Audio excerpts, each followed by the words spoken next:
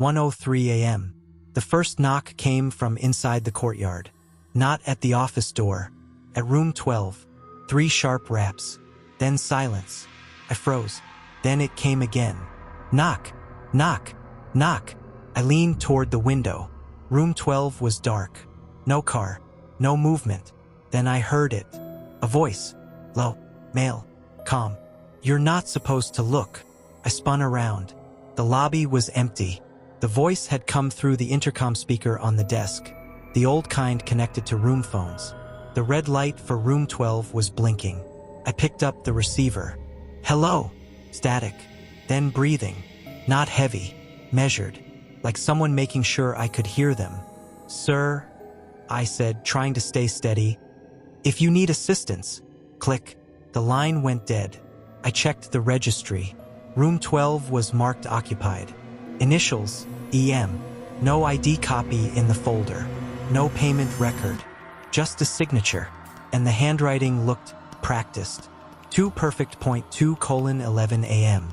I stepped outside. I don't know why. Curiosity is stronger than fear when you're tired enough. The courtyard gravel crunched under my shoes. Room 4's television flickered behind drawn curtains. Room 9's pickup truck sat empty. Room 12's door was slightly open. Just an inch. I knocked. Front desk. Nothing. I pushed the door open. The room smelled wrong. Not decay. Not mold. Like old paper. Stacks of newspapers covered the bed. Dozens of them. All dated the same day. August 14th. Different years. 1987. 1988. 1989. 1990. 1991. Every headline circled in red ink. Every headline the same. Local man killed in highway collision near Red Valley Motor Lodge. My throat went dry. I flipped through one. The victim's name changed every year, but the location was identical. Single vehicle accident. Driver lost control. Declared dead at the scene. I backed out of the room. The door shut behind me. Hard. I didn't close it. 2:37 a.m. The phone rang. I didn't want to answer. I did anyway. Red Valley Motor Lodge. A pause. Then my own voice said, "You shouldn't have gone inside." My chest tightened. "That's not funny." The voice continued. Calm. Detached. "You weren't supposed to see the pattern." Click. I slammed the receiver down. I checked the call log. Internal call. Room 16. There was no car in front of 16. The window was black. I walked slower this time. I don't know what I expected. A prank. A squatter. Anything solid. I knocked. Nothing. I tried the handle. Locked. I went back to the office and grabbed the master key.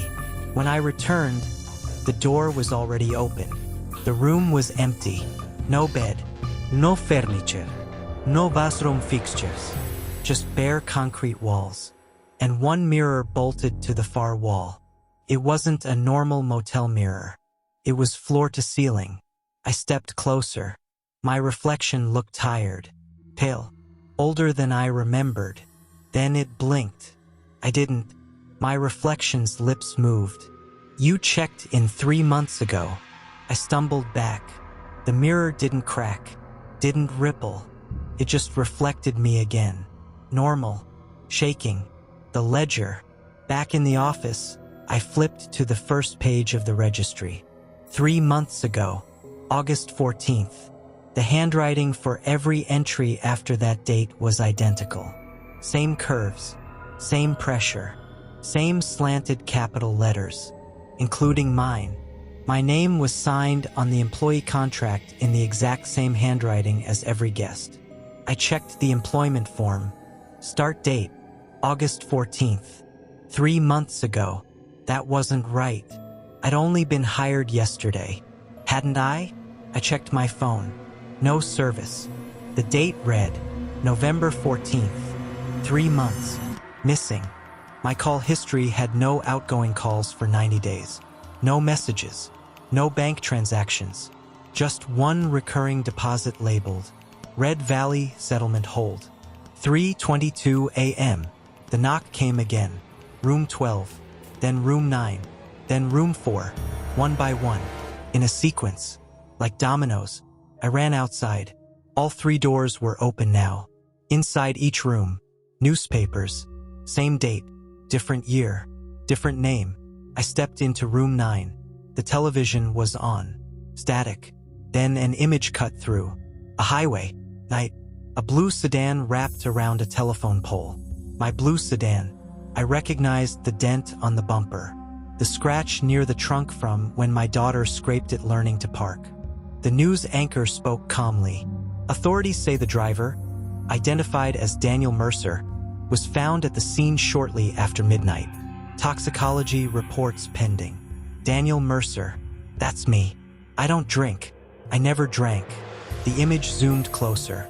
The driver's door hung open. There was no body inside. 4:01 a.m. Back in the lobby, the security monitor flickered. The camera faced the front desk. It showed me sitting there, head down, not moving. I looked at myself on the screen. The timestamp read, August 14th, 12:03 a.m. My screen self slowly lifted his head and looked directly into the camera, then into me. His lips formed words without sound. I knew what he said. You never left. Memory. The accident wasn't random. I remembered it all at once. I wasn't driving home from work. I was driving to this motel. I'd been arguing with my wife on the phone. She told me to stop chasing silence, to stop disappearing when things got hard. I told her I just needed space. I didn't see the curve in the road. The desert doesn't forgive distraction. The impact was instant, but I didn't die. Not exactly. I crawled out of the car. I saw the motel lights flickering in the distance. I walked toward them, and I checked in. 5:15 a.m. The sky outside started to lighten. The knocking stopped. The doors to every room were closed again. The parking lot was empty. No sedan. No pickup. No tire tracks. Inside the ledger, a new line appeared under tonight's date. Room 12. Initials.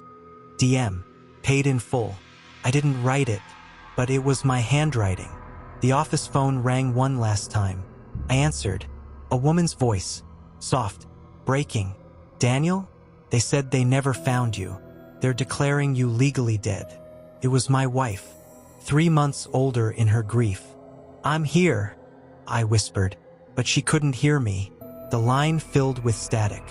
Then silence. 6 a.m. The sun rose. The neon sign flickered weakly. I walked into room 12. The newspapers were gone. The bed was neatly made.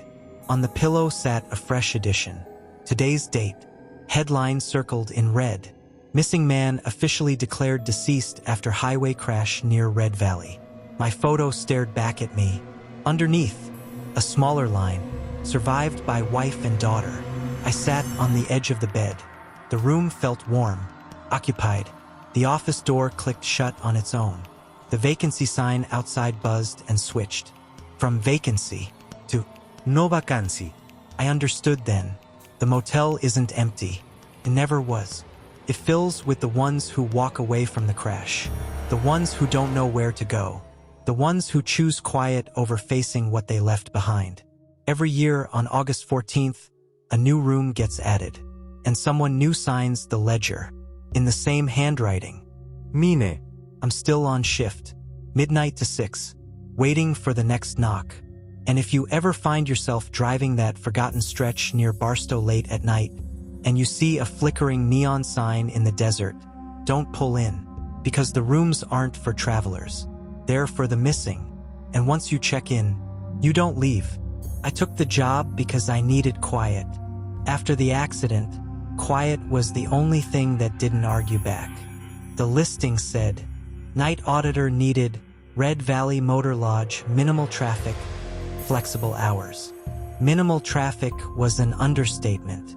The Red Valley Motor Lodge sits off an old stretch of highway outside Barstow, where the desert flattens into nothing and the road hums like it's tired of itself. The interstate rerouted years ago. The only cars that pass now are lost, desperate, or both. When I showed up for the interview, I thought the place was abandoned. Half the neon letters were burnt out. The ice machine had been ripped open like something tried to climb inside it.